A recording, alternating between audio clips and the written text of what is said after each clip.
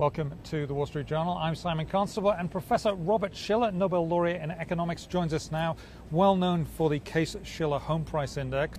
I did questionnaire surveys in 2004. The average expectation for the next 10 years was 12% a year among recent home buyers. 12% a year, which would have beaten the stock market and would have been completely different from historical averages. It seems like there's bubbles brewing all over the world.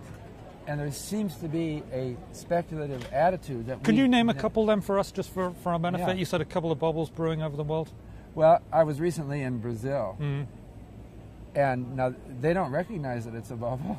I said I was worried that it was in front of a large audience, and I got some substantial pushback. What always happens during a bubble is that they have denial. Well, it's more creative interpretation.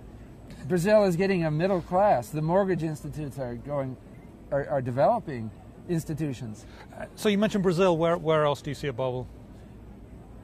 Well, okay, in Taiwan, Hong Kong, China, New Zealand, Australia, and more or less, you know, Mumbai, Delhi, Tel Aviv.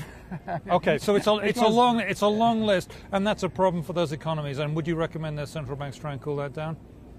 Well, I mentioned Tel Aviv last. Stanley Fischer is famous when he was head of the Bank of Israel for doing just that. Okay. And those things are happening in other countries as well.